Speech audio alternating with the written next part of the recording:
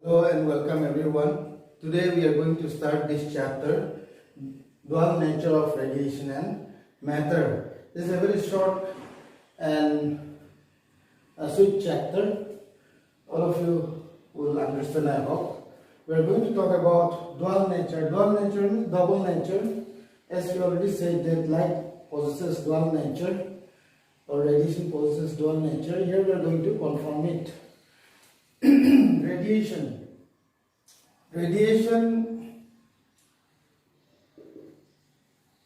and you are going to study about matter. Radiation possesses dual character. It possesses wave character. We have already learned in chapter 10 that it possesses wave character, and with this wave character we have studied about interference, we have studied about diffraction, we have studied about Huygens wave theory.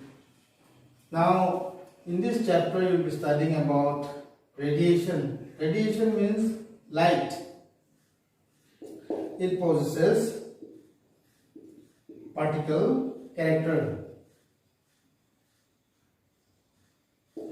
We will do photoelectric effect. There are many more experiments like quantum effect, X-ray diffraction, but in class 12 we will be learning about photoelectric effect here.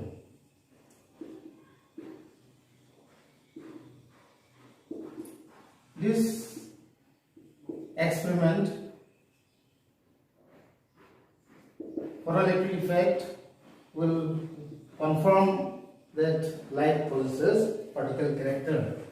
Likewise, matter, we already know what is matter. Matter is any object that occupies space and has mass. Like this marker is matter, my body is matter, bags, benches, any object that you can see in and around you, they are all matter. Matter possesses particle character that you already know.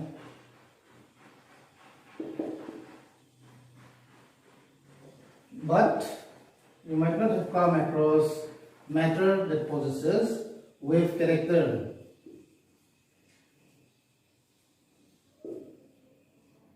This idea of matter possessing wave character was given by a French physicist. His name is Prince. He was a prince. Louis Victor de Broglie. You pronounce it as de Broglie.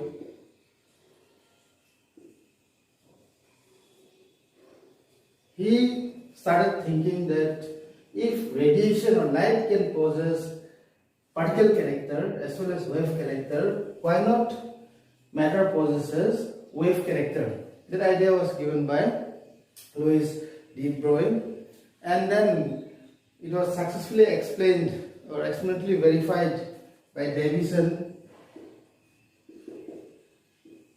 and Jarmer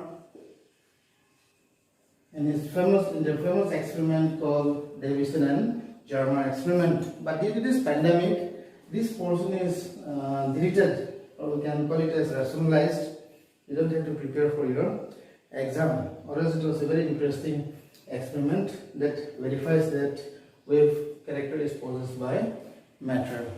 Now to start with this photoelectric effect, first thing you have to know about what are the different types of photo emissions, electron emissions from metal surface. First of all, you'll have to know about electron emission.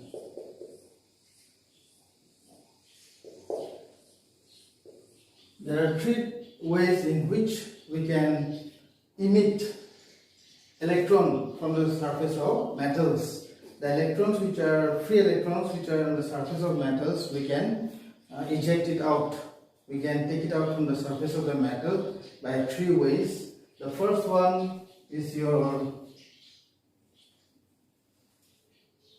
thermoionic emission. Second one is your field emission.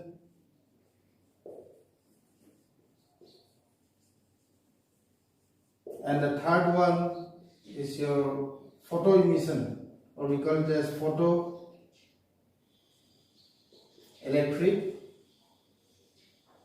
emission.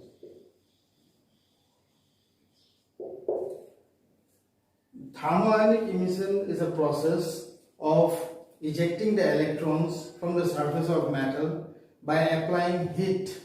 If we apply very high temperature around 2500 Kelvin to 3000 Kelvin to a metal, to certain metals, then electrons can be ejected out from the surface of the metal. That emission we call it as thermoionic emission. The second one is your field emission. In field emission, by applying a very high potential or a very high electric field,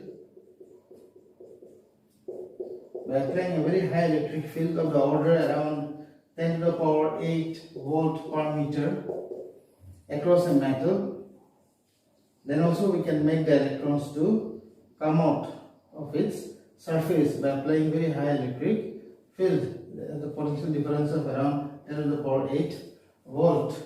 This method of emitting the electron from the metal surface, we call it as field emission. And the third one that we are going to study now in this chapter is your photoelectric emission. In photoelectric emission, from the surface of the metals, suppose this is your metal surface, we know that free electrons are available here. These electrons, if you expose it to a certain high frequency of light, high frequency,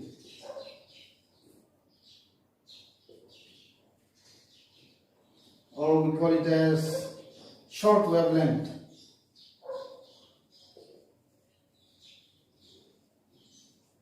light of high frequency or very short wavelength, if you allow it to come and strike the surface of metals, then also these electrons can be ejected out. This process of ejecting the electrons from the surface of the metal, we call it as photoelectric emission. Here we'll give our focus more. Now why here it should be a very short wavelength and very high frequency? You can understand like this. These rays that are coming, the light of high frequency, we call them as photons. It is coming in the form of particles like this. Stream of particles. This stream of particles, those particles we call them as photons, or we call them as wave packets, or we call them as energy packets,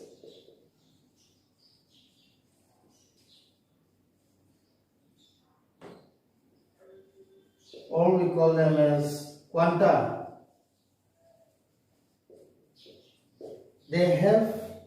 These photons, they have definite amount of energy with them. The energy associated with each photon is given by this formula. H is equal to, the energy associated with each photon is given by this formula. E is equal to h nu. If the frequency, this nu is frequency, if the frequency is high, if it is very high, then it is directly related with energy. So the energy of photon also will be more. The energy of the photon, that means high energy photons should come and strike. High energy photons should come and strike. Or we call it a short wavelength because nu is equal to velocity of light divided by lambda, the frequency, the wavelength. If the wavelength is short, then only the energy emitted by photon will be very high. High energy photon will come and strike. It is something like this. If you keep one marble on the surface of a table, this is a table, suppose, tabletop. If you take another marble and then if you throw it large energy, more force you apply or more energy you apply, then only you can hit this marble and this marble will get detached from the surface of the table. So here the energy applied should be very high, and to get high energy, the light that you are allowing to incident on the surface of the metal should be having very high frequency, and it should be of very short wavelength. These electrons which gets ejected out from the metal surface, it gets ejected out from the metal surface. These electrons, we call them as photoelectrons. Why we call photoelectrons? Because photons came and strike the electrons, and the electrons on the metal surface got ejected out. So that's why we call them as photoelectrons. And the current that they produce, we call it as photoelectric current.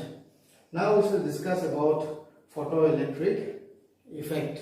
Now we shall see about photoelectric effect. It is a phenomena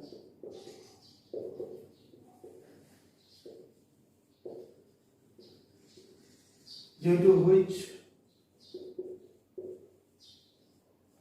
electrons or free electrons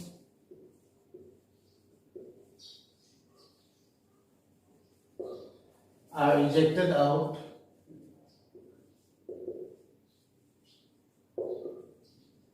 of the metal surface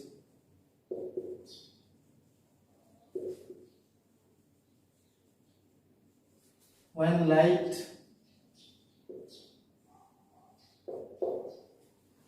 of suitable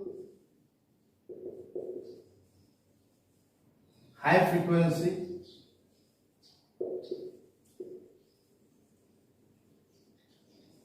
or short wavelength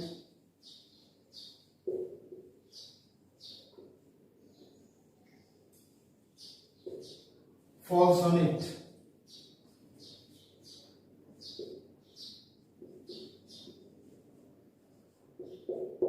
This phenomena we call it as photoelectric effect. Here, before we go to the experiment, we need to know some terms before doing the experiment. These are the two terms you have to know. Work function.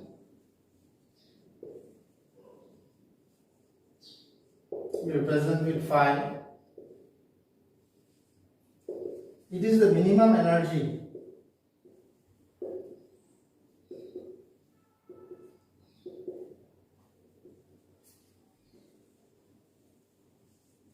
with which or at which the electrons gets ejected out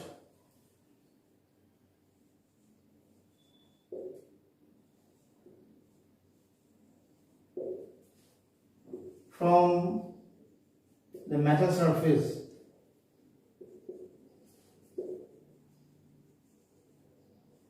So this energy requirement is necessary. Here minimum energy does not mean that the energy should be very less. Suppose 1 electron volt you are applying to the metal surface, the electrons are unable to get ejected out from the metal surface. Then you are applying 2 electron volt energy. Then you are applying 3 electron volt energy. Like that, if you go on increasing, suppose let's say 9 electron volt energy, the electrons started ejecting out. Now this energy will be called as the work function. This energy will be called as the work function. Or higher than that also the electrons will get ejected out, 10 electron volt. But this one will be the minimum. Minimum energy at which the electrons are getting ejected out. That energy we call it as work function. The next term that you have to know is about threshold frequency.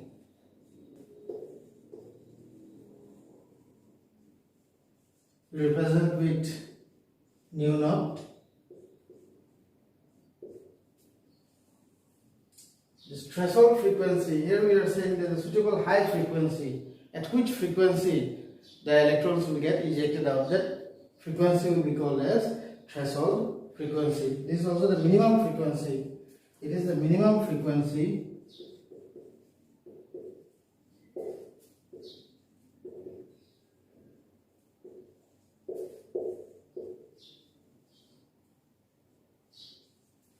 at which the electrons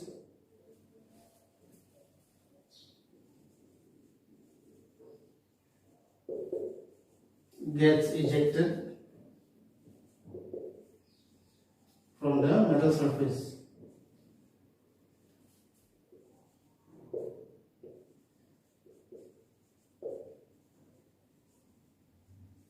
This is what we call it as threshold frequency. So from here it is very clear that at any frequency that you apply on the surface of the metal, then the electrons are not going to eject out from the surface of the metal. It should reach this minimum frequency. It has been observed metals like zinc, cadmium, magnesium, these metals, they can eject electrons only in presence of ultraviolet light, or in short we call it as UV rays. They have very short wavelength, so they can eject the electrons out of the metal surface, such as zinc, cadmium, magnesium. Whereas in alkali metals like lithium, Li, sodium, potassium, these alkali metals, you can see the emission of electron from the metal surface even with the help of visible rays.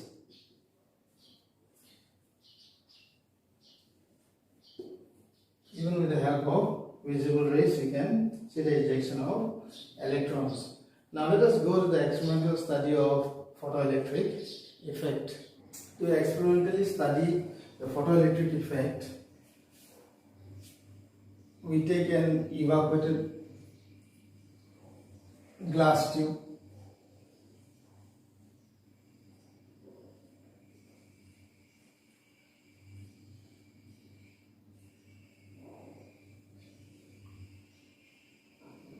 Like this. Here a quartz window. This is your evacuated glass tube.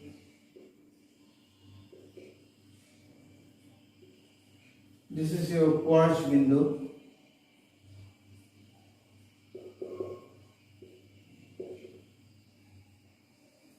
Then you have a photosensitive metal plate here at one end. Let us mark it as C. This is your photosensitive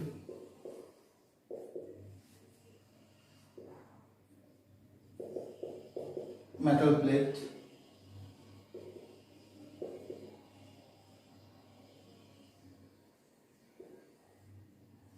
This is also known as emitter,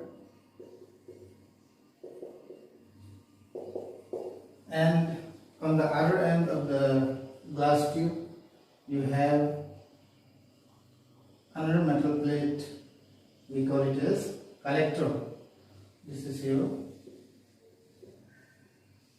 collector. These two ends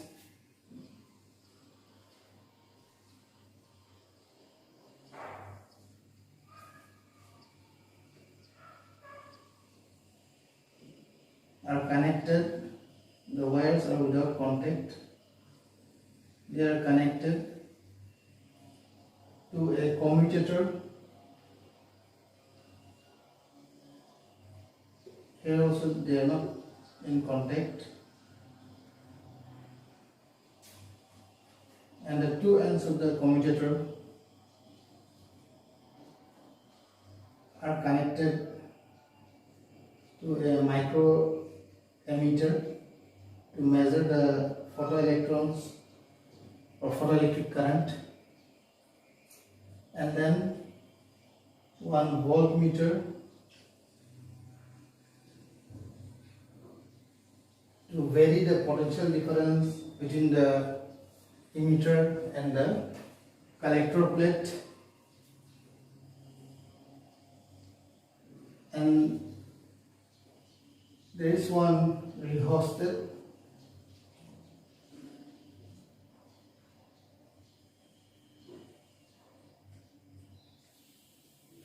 and this rehosted is connected to one battery or a cell this way. This is the arrangement. We can adjust the potential difference with the help of this rehosted by increasing and decreasing the amount of current flowing, so that if the potential is maintained or is changed, the potential at these two ends of collector as well as the emitter as well as the collector also will change. It will vary. We can increase as well as we can decrease the potential between these two plates A and C with the help of this rehosted. This is your rehosted, and this is your cell or a battery. Will connect it. Light from a strong source, say S,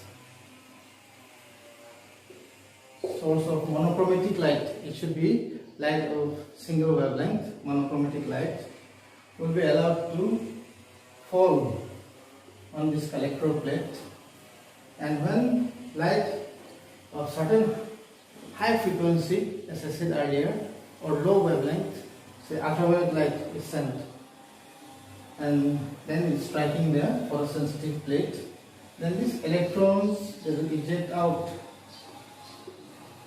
from this photosensitive plate, will contribute to photoelectric current. It will go and reach the collector plate. It will contribute to photoelectric current, and the amount of current that will be produced, you can measure it with the help of this micro emitter. Will give you the reading in the current. The photoelectric current can be varied, or we can change it by adjusting the potential difference with the help of this rehosted, as well as the intensity of incident radiation and the frequency also can be varied. The intensity can be varied by keeping the source. If you keep the source far away from the quartz window, then the intensity will become less, and when we bring nearer, then the intensity will become high and will strike the photosensitive plate. With this experimental arrangement, we can study the variation of photocurrent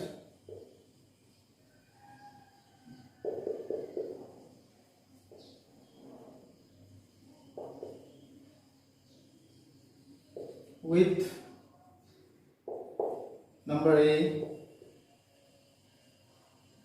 intensity of radiation. Then we can study the variation of photocurrent with frequency of incident radiation. Then we can study the variation of photocurrent with potential difference, with the variation of potential difference between the two plates, with the variation of potential difference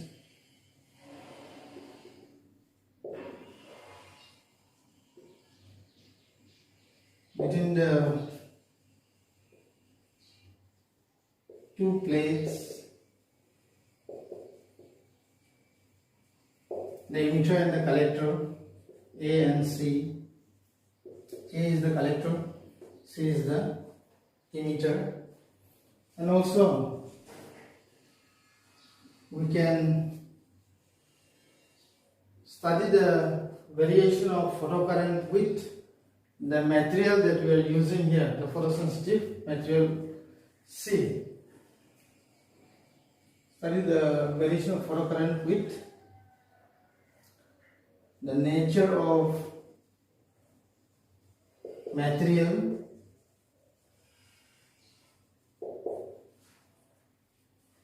of the emitter. Our emitter is C. So these are the few things that we can do with the help of this experimental setup. This experimental setup, these 2 points you can mark here as well.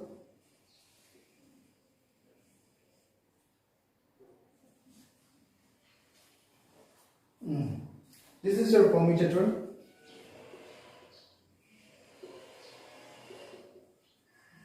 Commutator's work is to reverse the direction of current.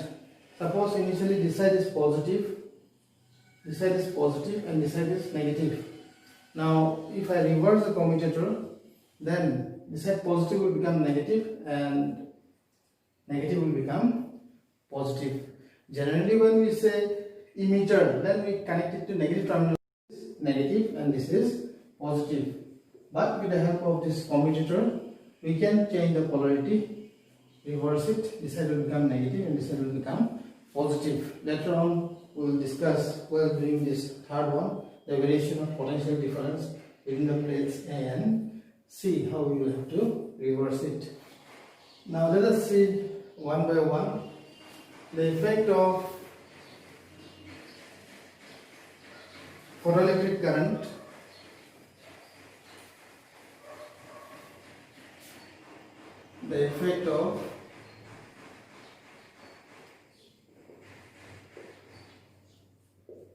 photoelectric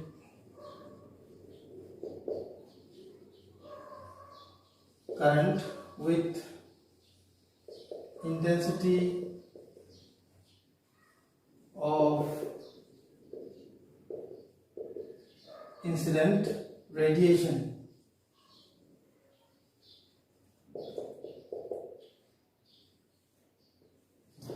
It says like this: if the intensity of incident radiation becomes more, then the number of electrons that gets ejected from the emitter also becomes more, and when the number of ejected electrons will become more, it will give photoelectric current, the amount of photoelectric current also will become more, current will increase. It says like this: the photoelectric current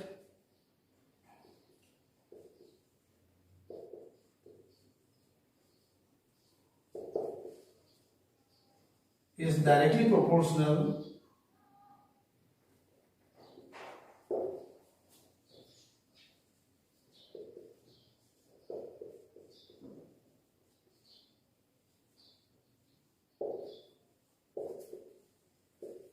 to the intensity of incident radiation.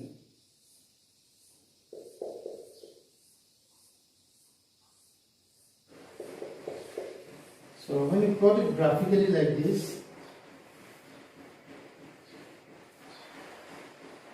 along x-axis intensity of light or intensity of radiation, and along y-axis photoelectric current,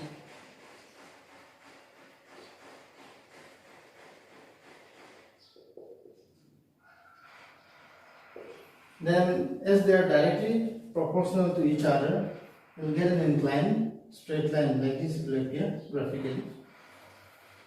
So more the intensity of incident radiation, more will be the photoelectric current, it says. Now let us see the second one, the effect of potential on photoelectric current. What potential can do for the change of photoelectric current, that will come to know here. If we keep a source of monochromatic light of fixed frequency and fixed intensity so that it comes and strikes the emitter plate and ejects the electron out of it. Then the amount of current will start increasing. The number of electrons that will be emitted by the emitter will become more and more, and then it will slowly go and reach up to the collector plate. Then it will constitute photoelectric current. That is that reading you can get it through this micro emitter. Now to plot this curve, let me draw here.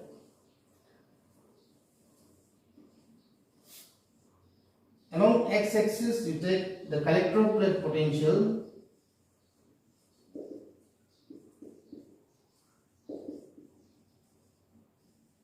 and your collector plate is plate A, and decide your retarding potential. Now you are thinking, what is retarding potential?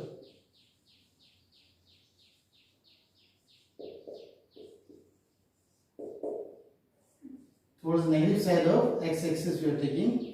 Retarding potential is the negative potential that you apply by changing the commutator. This positive terminal, if you can make it negative, and this negative one if you make it positive, then that potential, when you increase it here, that potential will be called as retarding potential. Now if you make this as negative, then we know that these negative charges are ejected out from the emitter. So negative and negative, we know that they repel. They repel. That means by making this as negative, where we will try to repel those electrons. That's why the potential, we call it as retarding potential, that you can achieve by reversing the commutator. The polarity will be changed. We'll see afterwards that one. Now first of all, this y-axis represents photocurrent. It says that when you go on increasing the potential at the collector plate, this is the positive side, the first quadrant we are taking. That means this side is positive, this side is negative, and if you go on increasing the potential, by adjusting the rheostat, this side you make it more and more positive, then the number of photoelectrons reaching the collector plate will become more and more. As we know that current I is equal to charge per unit time.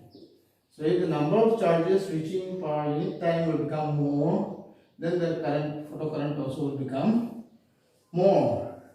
So this part of the curve, from 0 if you start, this part of the curve, it shows that the increase in photoelectric current.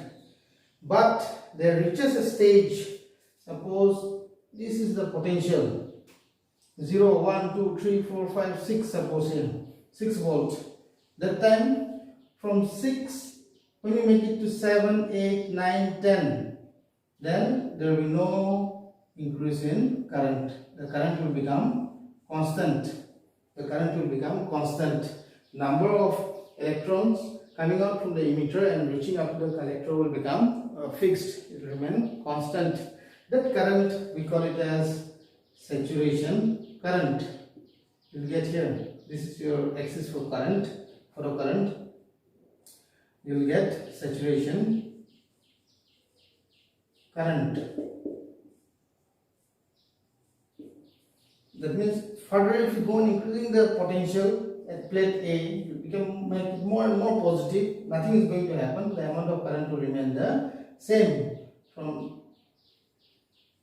this potential to this potential, suppose it remains the same, then that part will indicate the saturation current.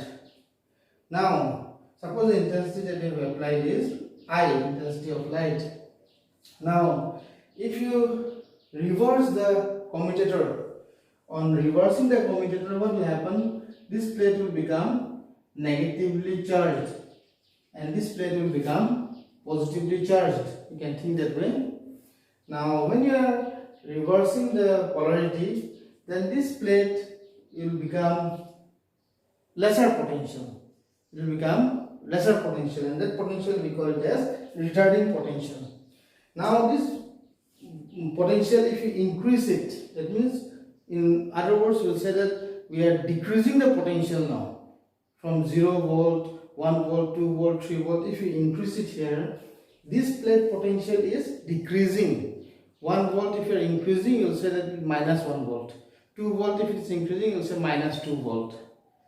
That means it is decreasing. The collector plate potential is decreasing. In that stage, when you go on decreasing the potential, the photoelectric current, the electrons still from the emitter can reach up to the collector, and they will contribute or they will constitute electric current, photocurrent. So it is shown by this part of the curve here. When the potential will become lesser negative, the photoelectric current will be still there, slowly. If you go on increasing the potential, negative potential, the current will still, the electrons will still reach up to the collector plate, but the rate at which it will reach, it will become less. Number of electrons reaching there will become lesser and lesser. That's why the curve is falling down. And at certain potential known as stopping potential, we write it as minus V naught. At certain potential, why we write minus? Because it is left of the x-axis. That's why we write minus.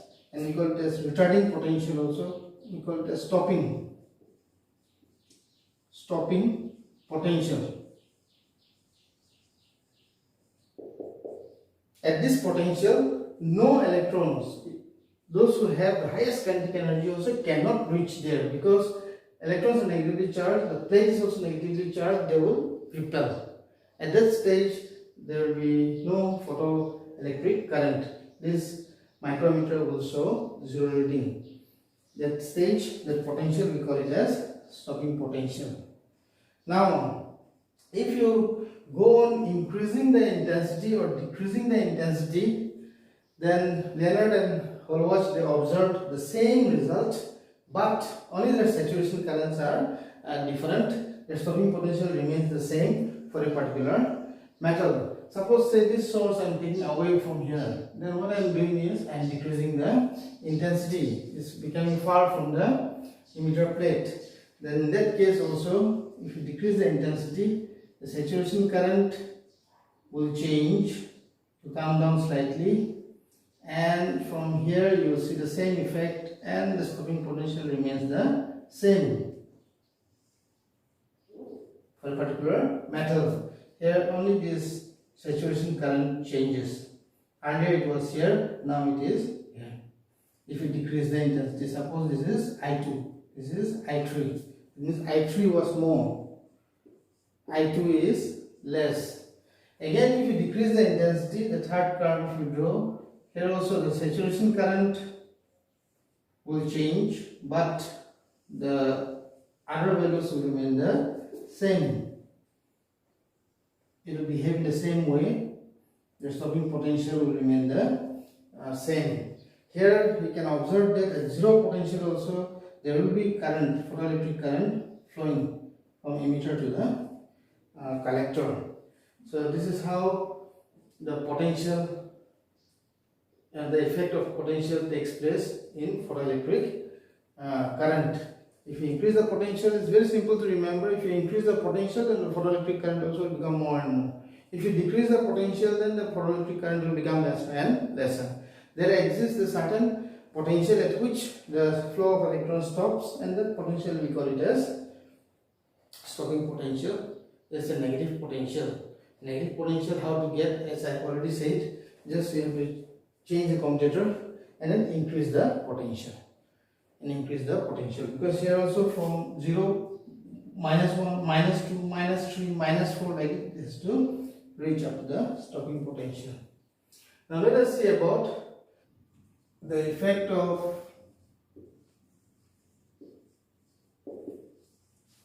frequency on photocurrent or photoelectric current.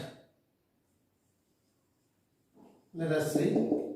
Now you should know how to increase and decrease the frequency. Earlier in optics, in the beginning of chapter 9, we discussed that B, I, B, G, Y, O, R, they have got different wavelengths, And we have even discussed that wavelength of violet light is less compared to wavelength of red light. Violet light was 4 into 10 to the power minus 7 meter, and wavelength of red light is 7 into 10 to the power minus 7 meter. This is for red light.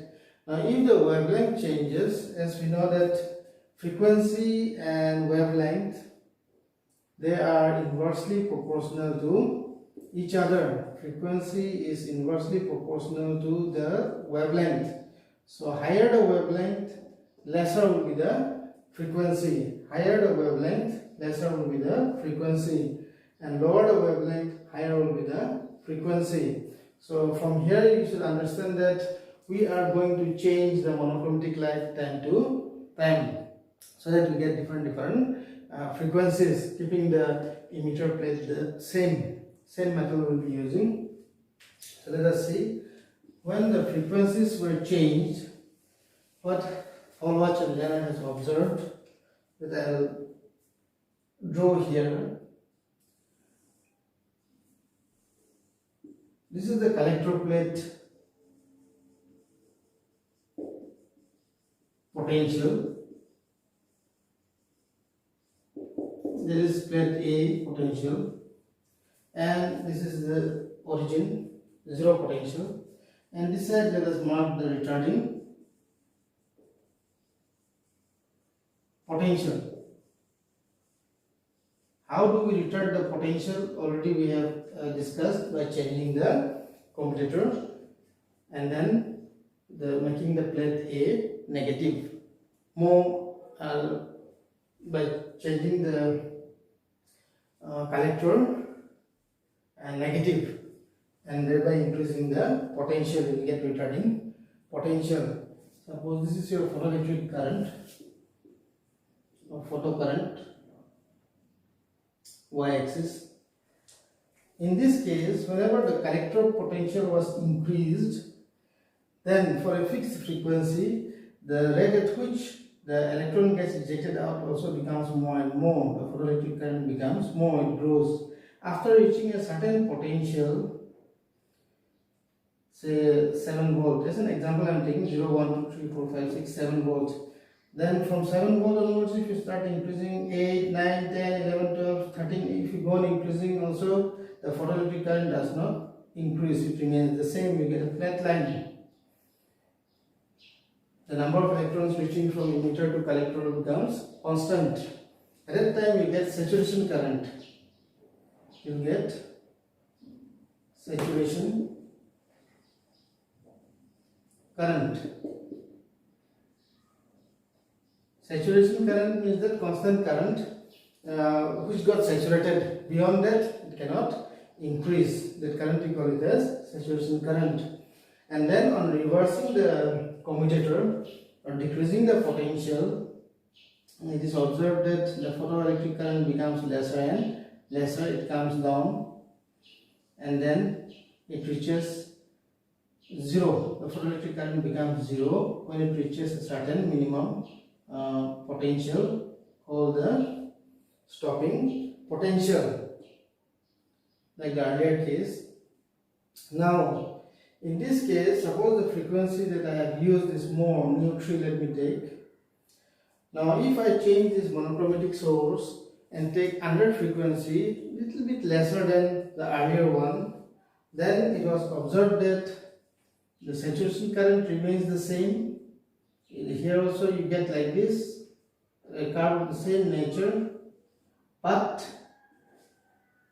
the stopping potential decreases. It becomes minus V0, it will be 2, this is for 3. That means if you decrease the frequency, the stopping potential also decreases. And then if another frequency, if you change the source again of different frequency, like if you take it, the curve used to be of the same nature, but let it be, this is 2, let it be 1. Then here again the stopping potential decreases. So when the frequency keeps on changing, the the stopping potential also changes. But one very important point to note it down here is when the frequency goes on increasing, the stopping potential also becomes more and more. That you have to know. And this part, the saturation current, as I have already said, from 7 volt up to this volt. Suppose further also, if you go on increasing, the graph will not rise up; it will remain flat and remain the same. That current we call it as saturation current. This curve, when you draw in terms of stopping potential and frequency, you can draw it by taking stopping potential and frequency as well. It will look like this.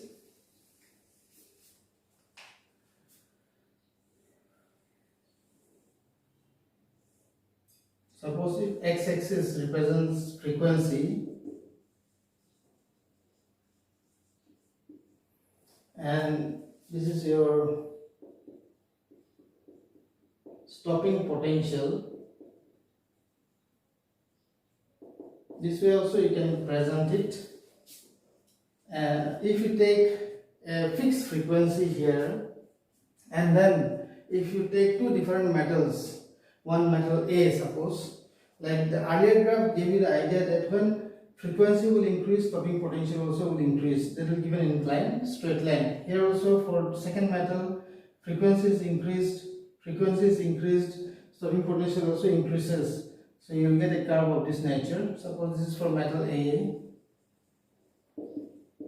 and this is metal B. In both the cases, suppose frequencies are nu each. Then it was observed that their stopping potentials, when the metal changes, their stopping potential also changes. The stopping potential here I'll take minus V naught A, and here I'll take minus V naught B. At the same time, their threshold frequency also changes, does not remain the same. From two different metals, their threshold frequencies also will be different. The threshold frequency, you can remember, I think, is the minimum frequency at which the electrons will get ejected out from the emitter. And their stopping potentials are also different for two different metals having giving same frequency. Whenever we apply same frequency, in both the cases, nu is bigger than nu naught. Here also nu is bigger than nu naught dash, and that must be according to Einstein's photoelectric equation. Later on you will study that the applied frequency should be bigger than the threshold frequency, then only the photoelectrons will eject out, or the electrons will eject out from the emitter plate. Here in this topic, let us say about photoelectric effect and wave theory of light. On another way, we can say that why wave theory of light could not explain photoelectric effect. According to wave theory of light, the free electrons of the metal receives the energy from the incident radiation, and as the intensity of light will become more and more, the electrons should absorb more energy, and therefore the kinetic energy of the electrons should become more according to wave theory. But we have seen experimentally that kinetic energy has nothing to do with the intensity of incident radiation. There it fails, the first point. And let us see the second point. According to wave theory of light, no matter what is the frequency of the incident radiation, it should sufficiently accelerate the electrons, and then the electrons should come out from the emitter. But experimentally we have seen that frequency plays a very important role in photoelectric effect. Until and unless the electron reaches a certain minimum frequency, that we call it as threshold frequency, the electrons cannot be ejected from the emitter. There also it fails. Wave theory fails to explain photoelectric effect. Third point, according to wave theory of light, the absorption of energy by the electrons of the metal takes place continuously over the entire wavefront. If it is so, then it will take hours or more than an hour to eject one electron from the surface of the metal. So as we know that emission of electron is a continuous process, one-to-one process, instantaneous process. One photon comes and strikes, one electron is ejected. It is instantly, it is ejected out. So there also wave theory of light fails to explain. So with this we'll conclude this video. Now next we'll study about Einstein's photoelectric equation and how Einstein explained all these experimental facts about photoelectric effect.